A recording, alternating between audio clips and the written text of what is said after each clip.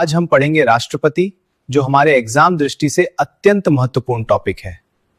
ऐसा कोई एग्जाम नहीं जिसमें राष्ट्रपति से प्रश्न आया नहीं। तो चलिए शुरू करते हैं। रायसीना की पहाड़ियों पर एक शानदार इमारत। सोचिए, 340 कमरे हैं जी। एक ऐसी जगह जहां कलम की बस एक हरकत से किसी की फांसी रोक सकती है। या फिर तीनों सेनाओं को युद्ध का आदेश भी मिल सकता है। बिल्कुल, हम बात कर रहे हैं राष्ट्रपति भवन की। तो फिर सवाल ये उठता है कि भारत का राष्ट्रपति कितना शक्तिशाली है। हाँ, ये सवाल हमेशा उठता है। क्या वो सच में देश के सबसे ताकतवर व्यक्ति हैं, या जैसा कि कुछ लोग कहते हैं, महज एक रबर स्टैंप? आज हम इसी सवाल के हर पहलू को टटोलेंगे और समझेंगे कि सच क्या है। तो चलिए, आज की पड़ताल का मकसद यही रहेगा। जी बिल्कुल। हम इन स्रोतों के आधार पर यह समझने की कोशिश करेंगे कि संविधान की किताबों में लिखी बातों और राजनीतिक जमीन की हकीकत में कितना फासला है। मतलब ये पद सम्मान का प्रतीक है या शक्ति का केंद्र, या फिर दोनों का एक बहुत ही महीन संतुलन। और ये समझना यूपीएससी, एसएससी, रेलवे जैसी सभी परीक्षाओं के लिए बहुत जरूरी है। तो चलिए इस कहानी की शुरुआत करते हैं उस एक शब्द से जो हमारे देश की पहचान है, गणतंत्र यानी रिपब्लिक। जी। इसका मतलब बहुत सीधा है कि हमारे देश का मुखिया मतलब हेड ऑफ द स्टेट किसी शाही खानदान से नहीं आता, बल्कि हमेशा चुना जाता है। हाँ, चुना जाता है। बिल्कुल। और यहीं से भारतीय राष्ट्रपति के पद का, आप कह सकते हैं, अनूठापन शुरू होता है। कैसे? देखिए, हमारा सिस्टम न तो पूरी तरह ब्रिटेन जैसा है, जहां संसदीय प्रणाली तो है, पर राष्ट्र का प्रमुख राजा या रानी होते हैं। अच्छा, जो वंशानुगत हैं। जी। और ना ही हम अमेरिका की तरह है, जहां राष्ट्रपति ही सरकार और राष्ट्र दोनों का असली बॉस होता है। तो हमने एक बीच का रास्ता निकाला है। बिल्कुल, हमने इन दोनों के बीच का एक रास्ता निकाला है। ये दिलचस्प है। तो हमने एक तरह से ब्रिटेन का संसदीय मॉडल तो लिया, लेकिन उनके वंशानुगत मुखिया को हटाकर एक चुना हुआ राष्ट्रपति बिठा दिया। हाँ, वाकई एक अनूठा मिश्रण है। तो श्रोताओं के लिए ये साफ कर दें कि संविधान में ये पद हमें मिलता कहाँ है। देखिए, ये सब कुछ संविधान के भाग 5 में, जिसे द यूनियन यानी संघ कहा जाता है। भाग 5। जी। इसमें अनुच्छेद 52 से 151 तक आते हैं। लेकिन राष्ट्रपति से सीधे तौर पर जुड़े मुख्य अनुच्छेद 52 से 62 तक हैं। अच्छा। और इन्हीं में इस पद का पूरा सार छिपा है। तो फिर अनुच्छेद 52 से ही शुरू करते हैं। ये सुनने में बहुत ही साधारण लगता है। ये बस इतना कहता है, भारत का एक राष्ट्रपति होगा। हाँ, they shall be a president of India, बस। लेकिन इस छोटी सी पंक्ति में मुझे लगता है एक बहुत गहरा संवैधानिक सिद्धांत छिपा है। बिल्कुल, वो सिद्धांत निरंतरता का है। इसमें जो होगा यानी शैल शब्द है, वो ये कहता है कि ये पद एक पल के लिए भी खाली नहीं रह सकता। अच्छा। कभी भी नहीं। कभी भी नहीं। किसी भी हालत में भारत के पास हमेशा एक राष्ट्रपति होगा, चाहे वो स्थायी हो या कार्यवाहक। और इसी वजह से राष्ट्रपति को भारत राज्य का प्रमुख, हेड ऑफ द स्टेट, और देश का प्रथम नागरिक, फर्स्ट सिटीजन कहा जाता है। और ये एक ऐसी बारीक बात है जिस पर अक्सर सवाल बनते हैं। एसएससी सीजीएल 2016 और एमपीपीएससी 2014 दोनों में ये सवाल पूछा गया था। जी, कि भारत का प्रथम नागरिक कौन होता है। हाँ, तो अनुच्छेद 52 ने ये तो तय कर दिया कि राष्ट्रपति का पद हमेशा भरा रहेगा, जो उन्हें देश का प्रमुख बनाता है। लेकिन एक प्रमुख के तौर पर उनकी शक्तियां क्या हैं? यहीं पर अनुच्छेद 53 तस्वीर में आता है और असली बहस को जन्म देता है। सही पकड़ा आपने। अनुच्छेद 53 कहता है कि संघ की सारी कार्यपालिका शक्ति, मतलब executive power of the union, राष्ट्रपति में निहित होगी। यानी केंद्र सरकार को चलाने की सारी ताकत। हाँ, सारी ताकत संवैधानिक तौर पर राष्ट्रपति के हाथ में होगी, और वो इसका इस्तेमाल या तो खुद करेंगे या अपने अधीन अधिकारियों के जरिए करेंगे। अब देखिए, अगर कोई सिर्फ इस लाइन को पढ़े तो उसे तो यही लगेगा कि प्रधानमंत्री से ज्यादा शक्तिशाली तो राष्ट्रपति हैं। हाँ बिल्कुल, सारी एग्जीक्यूटिव पावर तो उन्हीं के पास है। तो फिर ये रबर स्टैंप वाली बात कहाँ से आई? ये बात आती है संवैधानिक परंपरा और असलियत के फर्क से। यहीं पर हमें डी ज्यूरे यानी कानूनी तौर पर और डी फैक्टो यानी वास्तव में का अंतर समझना होगा। अच्छा। स्रोत में एक बहुत अच्छा दादाजी वाला उदाहरण दिया गया है। सोचिए, घर के सारे जरूरी कागजात, शादी के कार्ड, सब पर नाम घर के मुखिया यानी दादाजी का होता है। सही बात है। घर उन्हीं के नाम से जाना जाता है। वो डी जोरे हेड हैं। कानूनी तौर पर। जी, लेकिन घर चलाने के रोजमर्रा के फैसले यानी डिफैक्टो पावर किसके पास होती है? वो तो उनके बेटे या बहू के पास होती है। बिल्कुल। तो राष्ट्रपति उसी दादाजी की तरह नाम मात्र के प्रमुख नॉमिनल एग्जीक्यूटिव हैं और असली कार्यकारी शक्ति प्रधानमंत्री और उनके मंत्रिमंडल के पास है, जो असल में सरकार चला रहे हैं। जी।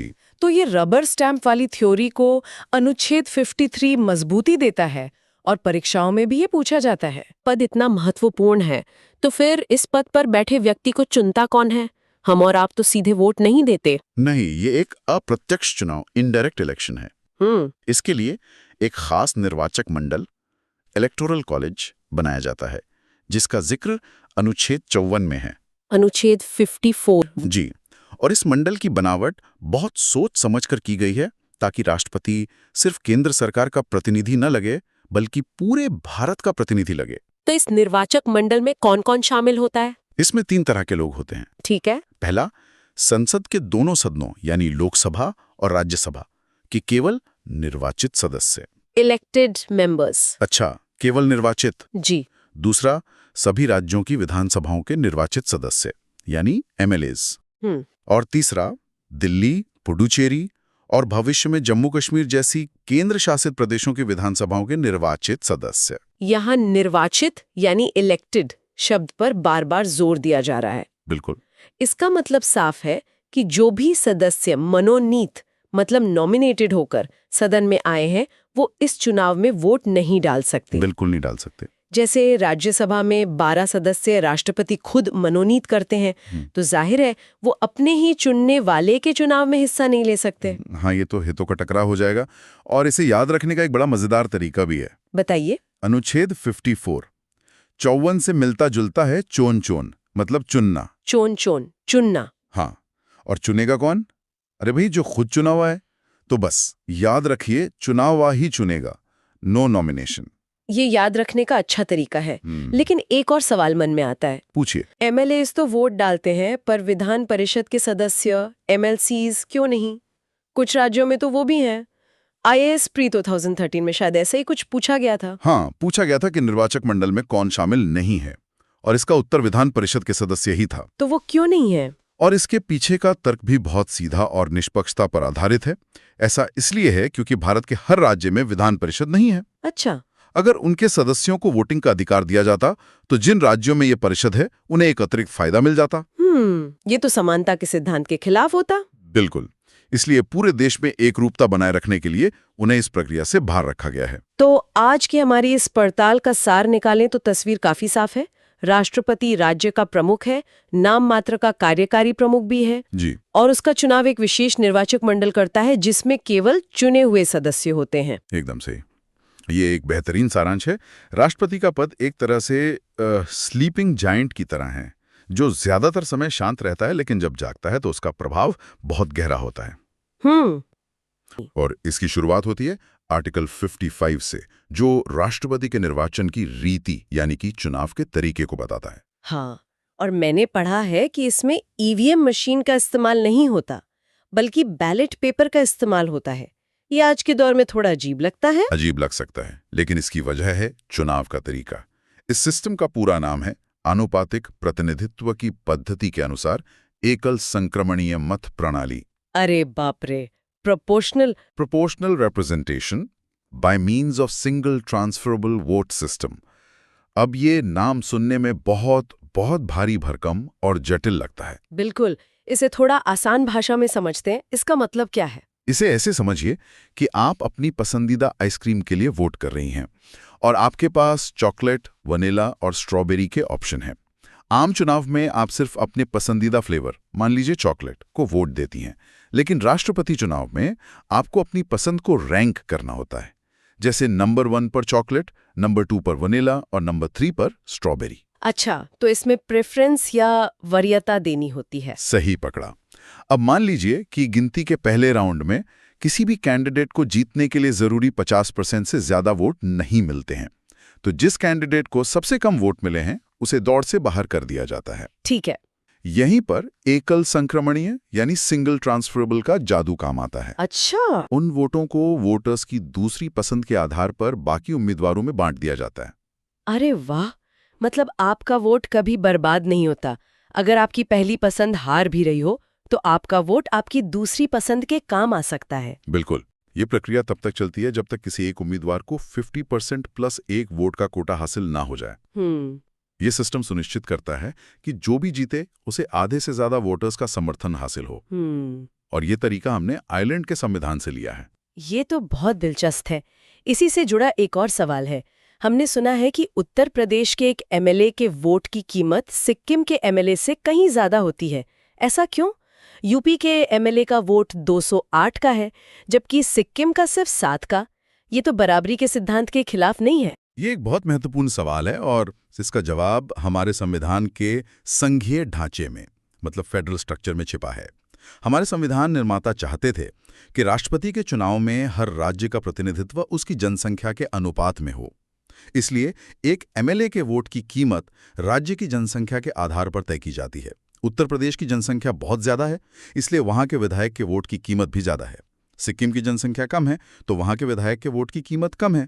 तो ये असमानता असल में एक तरह की समानता लाने के लिए, ताकि बड़े राज्यों की बड़ी आबादी की आवाज को सही वजन मिल सके और छोटे राज्य भी प्रक्रिया का हिस्सा बने रहें। आपने बिल्कुल सही समझा। इसे समरूपता या यूनिफॉर्मिटी का सिद्धांत कहते हैं। ये लोकतंत्र और संघवाद के बीच एक बहुत ही खूबसूरत संतुलन है। ये एक गणितीय समाधान है एक जटिल राजनीतिक समस्या का। ये प्रक्रिया वाकई में बहुत जटिल है। तो चुनाव की प्रक्रिया तो बहुत दिलचस्प है, लेकिन इस पद पर बैठने के लिए योग्यता क्या होनी चाहिए? कौन इस दौड़ में शामिल हो सकता है? ये हमें आर्टिकल 58 बताता है ना? हाँ, आर्टिकल 58 राष्ट्रपति पद के लिए 4 मुख्य योग्यताएं बताता है। पहली, वो भारत का नागरिक हो। दूसरी, उसकी आयु 35 वर्ष पूरी हो चुकी हो। तीसरी, वो लोकसभा का सदस्य बनने की योग्यता रखता हो। और चौथी, वो किसी लाभ के पद यानी ऑफिस ऑफ प्रॉफिट पर ना हो। यहाँ एक बात समझने वाली है, लोकसभा का सदस्य बनने की योग्यता रखता हो। इसका मतलब ये नहीं है कि उसे लोकसभा का सदस्य होना चाहिए, है ना? एकदम सही। इसका मतलब सिर्फ ये है कि उसमें वो सारी काबिलियत होनी चाहिए जो एक लोकसभा सांसद के लिए जरूरी होती हैं। वो खुद सांसद नहीं होना चाहिए। और इन योग्यताओं के अलावा एक और शर्त है जो काफी दिलचस्प है। उम्मीदवार को कम से कम 50 सांसद या विधायक प्रस्तावक यानी प्रपोजर्स के तौर पर और 50 अनुमोदक यानी सेकेंडर्स के तौर पर चाहिए होते हैं। 50 प्रस्तावक और 50 अनुमोदक यानी कुल 100 चुने हुए प्रतिनिधि आपके नाम का समर्थन करें, तब जाकर आप अपना नॉमिनेशन फाइल कर सकते हैं। ये शर्त क्यों रखी गई है? इसका मुख्य कारण था गैर गंभीर उम्मीदवारों को चुनाव प्रक्रिया से दूर रखना। राष्ट्रपति का पद देश का सर्वोच्च पद है। ये शर्त सुनिश्चित करती है कि केवल वही व्यक्ति चुनाव लड़े जिसके पास कुछ हद तक राजनीतिक समर्थन पहले से ही मौजूद हो। समझ गई। तो मान लीजिए कोई योग्य उम्मीदवार चुनाव जीत जाता है, उसके बाद वे शपथ लेते होंगे। आर्टिकल 60 इसी के बारे में है। क्या उनकी शपथ प्रधानमंत्री या बाकी मंत्रियों जैसी ही होती है? नहीं। और यहीं पर राष्ट्रपति के पद की असली गरिमा और जिम्मेदारी झलकती है। प्रधानमंत्री और बाकी मंत्री पद और गोपनीयता की शपथ लेते हैं, लेकिन राष्ट्रपति लेते हैं संविधान के परिरक्षण, संरक्षण और प्रतिरक्षण की शपथ। Preserve, protect and defend the constitution. बिल्कुल। परिरक्षण, संरक्षण और प्रतिरक्षण, ये शब्द सुनने में एक जैसे लगते हैं, लेकिन इनमें जरूर कोई गहरा अंतर होगा। बिल्कुल। ये सिर्फ भारी भरकम शब्द नहीं है, इनके बहुत गहरे मायने हैं। परिरक्षण मतलब प्रिजर्व। इसका मतलब है संविधान को उसके मूल रूप में बनाए रखना, उसमें कोई गलत बदलाव ना होने देना। संरक्षण यानी प्रोटेक्ट का मतलब है उसे हर तरह के बाहरी और भीतरी खतरों से बचाना। और प्रतिरक्षण यानी डिफेंड का मतलब है कि अगर कोई संविधान पर हमला करता है तो उसकी ढाल बनकर खड़े हो जाना। ये एक तरह से संविधान के लिए 360 डिग्री सुरक्षा की शपथ है। राष्ट्रपति असल में संविधान के संरक्षक मतलब कस्टोडियन होते हैं। ये तो बहुत बड़ी जिम्मेदारी है। और ये शपथ उन्हें भारत के मुख्य न्यायाधीश CJI दिलाते हैं, और अगर वे ना हो तो सुप्रीम कोर्ट के सबसे वरिष्ठ जज। ये भी इस पद के महत्व को दिखाता है।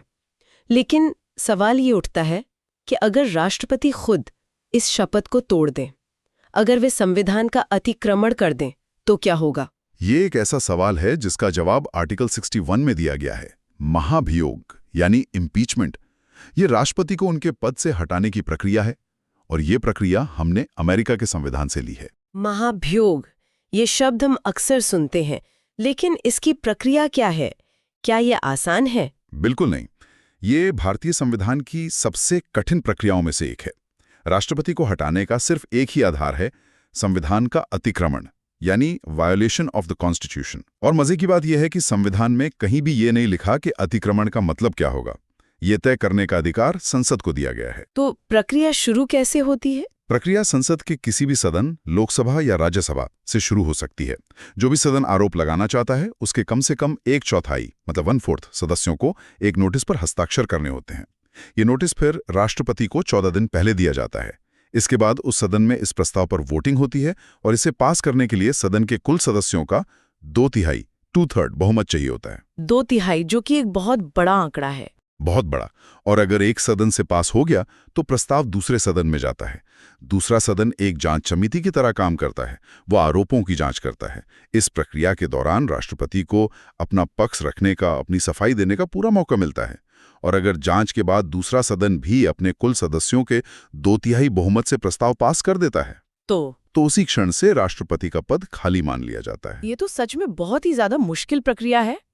शायद इसीलिए आज तक भारत के किसी भी राष्ट्रपति पर महाभियोग नहीं चलाया गया है। सही कहा। और यहीं पर चुनाव और महाभियोग के बीच का एक बहुत ही दिलचस्प अंतर सामने आता है। वो क्या है? इसे ऐसे समझिए, राष्ट्रपति को चुनना एक बड़ी पारिवारिक पार्टी की तरह है, जिसमें परिवार के मुख्य सदस्य यानी सिर्फ चुने हुए इलेक्टेड सांसद और विधायक ही शामिल होते हैं। लेकिन राष्ट्रपति को पद से हटाना एक गंभीर गांव की पंचायत की तरह है। इसमें सिर्फ परिवार यानी संसद के लोग ही फैसला करते हैं। लेकिन इस बार परिवार के सभी सदस्य, चुने हुए इलेक्टेड और मनोनीत नॉमिनेटेड, दोनों शामिल होते हैं। अच्छा। और राज्यों यानी विधायकों को इस गंभीर पंचायत से पूरी तरह दूर रखा जाता है। ये एक बेहतरीन एनालॉग है। तो बनाते वक्त केंद्र और राज्य दोनों साथ थे, लेकिन हटाते वक्त फैसला सिर्फ केंद्र यानी संसद करती है, और उसमें भी मनोनीत सदस्य जो चुनाव में हिस्सा नहीं लेते वे भी वोट करते हैं। बिल्कुल। ये सुनिश्चित करता है कि ये फैसला पूरी तरह से राष्ट्रीय स्तर पर हो और राज्यों की स्थानीय राजनीति का इस पर असर ना पड़े। ठीक है, तो महाभियोग के अलावा भी राष्ट्रपति का पद खाली हो सकता है, जैसे मृत्यु या त्यागपत्र से। उस स्थिति में क्या होता है, ये आर्टिकल 62 बताता है ना? हाँ, आर्टिकल 62 पद की रिक्ति के बारे में है। अगर राष्ट्रपति का पद अचानक खाली हो जाता है तो उपराष्ट्रपति, वाइस प्रेसिडेंट, तुरंत कार्यवाहक राष्ट्रपति के रूप में कार्यभार संभाल लेते हैं। और अगर उपराष्ट्रपति भी ना हो? अगर उपराष्ट्रपति का पद भी खाली हो तो भारत के मुख्य न्यायाधीश CJI कार्यवाहक राष्ट्रपति बनते हैं। और अगर वे भी उपलब्ध ना हो तो सुप्रीम कोर्ट के सबसे वरिष्ठ जज ये जिम्मेदारी निभाते हैं। तो एक पूरी सक्सेशन लाइन तैयार है। लेकिन ये व्यवस्था कब तक के लिए होती है? ये व्यवस्था केवल 6 महीने के लिए है। संविधान कहता है कि पद खाली होने के 6 महीने के अंदर अंदर नए राष्ट्रपति का चुनाव हो जाना अनिवार्य है। और एक और महत्वपूर्ण बात, हाँ, भारत में जो नया राष्ट्रपति चुना जाता है वो पूरे 5 साल के कार्यकाल के लिए चुना जाता है।